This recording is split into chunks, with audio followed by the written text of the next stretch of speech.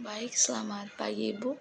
Perkenalkan nama saya Theodora Orien C. Telibria, NPM 31210033. Saya dari kelas A semester 3, Program Studi Pendidikan Bahasa dan Sastra Indonesia. Di sini saya akan membacakan tugas ujian tengah semester mata kuliah berbicara dasar yang sudah Ibu berikan. Di sini saya mengambil topik permasalahan ekonomi di Indonesia. Yang pertama, masalah ekonomi. Pemerintah adalah ibarat seseorang nahkoda yang sedang menjalankan sebuah kapal, di mana dalam jangka pendek ia harus dapat menjaga kondisi kapalnya agar terhindar dari berbagai ancaman selama perjalanan. Sedangkan di dalam jangka panjang, nahkoda tersebut harus usaha agar kapalnya dapat mencapai tujuan yang diinginkan atau dicita-citakan. Yang kedua, pengangguran dan kesempatan kerja. Apa itu pengangguran? Pengangguran adalah suatu kondisi di mana orang tidak dapat bekerja karena tidak tersedianya lapangan pekerjaan. Ada berbagai ancaman tipe pengangguran, misalnya pengangguran teknologis, pengangguran fiksional, dan pengangguran struktural. Tingginya angka pengangguran, masalah ledakan penduduk, distribusi pendapatan yang tidak merata, dan berbagai permasalahan lainnya yang tidak merata di negara kita menjadi salah satu faktor utama rendahnya taraf hidup para penduduk di negara-negara kita. Namun, yang menjadi manifestasi utama sekaligus faktor penyebab rendahnya hidup di negara-negara berkembang adalah batasnya penyerapan sumber daya, termasuk sumber daya manusia. Yang ketiga, inflasi. Banyak sudah komentar, pendapat, pandangan mengenai apa yang disebut dengan inflasi. Jika didengarkan secara sepintas, tampaknya komentar-komentar tersebut lebih mengarah pada suatu kesimpulan bahwa inflasi tersebut berbahaya. Inflasi itu sesuatu yang buruk bagi perekonomian. Tidak jarang pula inflasi harus menerima tuduhan dari berbagai penyebab gagalnya berbagai kegiatan ekonomi di suatu negara.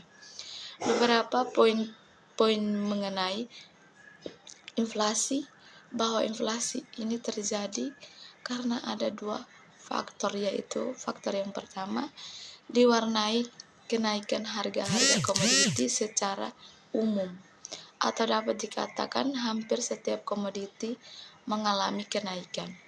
Yang kedua, dapat diketahui dan dihitung jika telah berjalan dalam kurun waktu tertentu dan dalam wilayah tertentu. Di Indonesia sendiri digunakan waktu sebulan atau setahun dalam mengetahui terjadinya besarnya inflasi yang terjadi. Jika kita perhatikan, maka inflasi memang akan membawa dampak yang kurang baik bagi beberapa aspek kegiatan ekonomi masyarakat. Di antaranya, yang pertama, inflasi akan menjadi turunnya pendapat real masyarakat yang memiliki penghasilan atau kenaikan pendapatannya. Dengan kenaikan harga yang disebabkan karena inflasi, sebaliknya bagi mereka yang memiliki penghasilan yang dinamis atau pedagang atau pengusaha, justru biasanya akan mendapatkan manfaat dari adanya kenaikan harga tersebut dengan cara menyesuaikan harga jual produk yang dijualnya.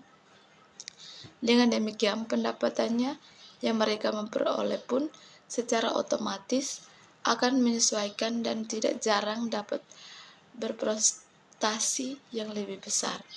Kedua, inflasi menyebabkan turunnya nilai real kekayaan masyarakat yang berbentuk kas karena nilai tukar kas atau uangnya misalnya tersebut akan menjadi kecil karena secara nominal harus menghadapi bagai komoditor suatu yang lebih besar.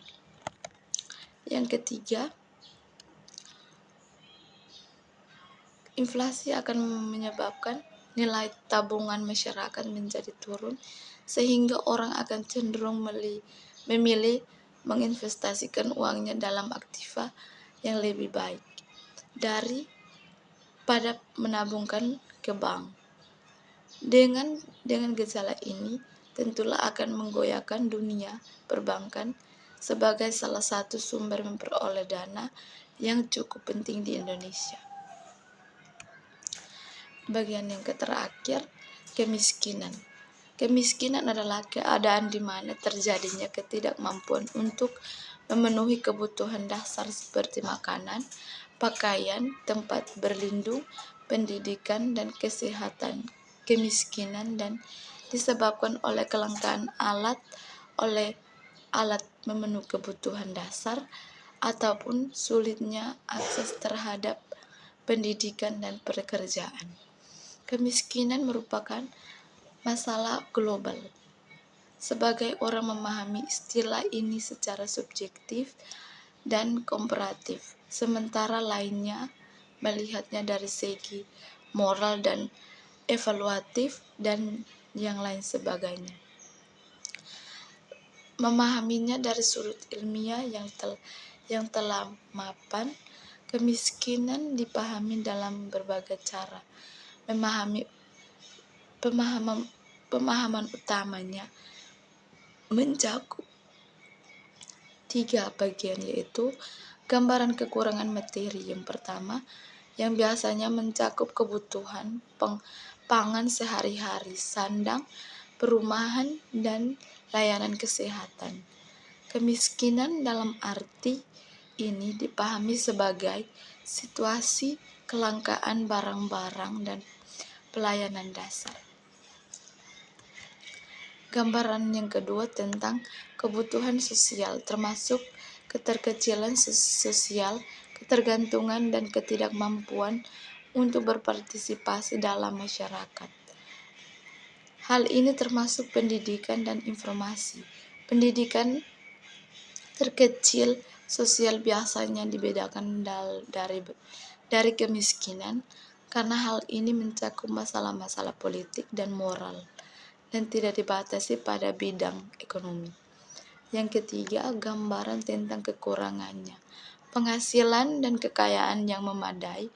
Makna memadai di sini sangat berbeda-beda melintasi berbagai bagian politik dan ekonomi di seluruh dunia. Bagian yang terakhir, kesimpulan.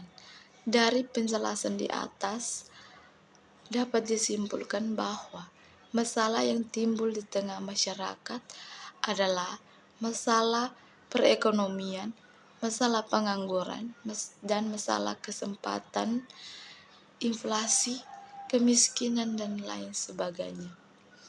Baik, inilah hasil pekerjaan tugas ujian tengah semester saya, mata kuliah berbicara dasar, yang dapat saya bacakan. Apabila terdapat kata-kata yang kurang jelas atau kurang baku, saya mohon maaf. Sekian dan terima kasih. Selamat pagi.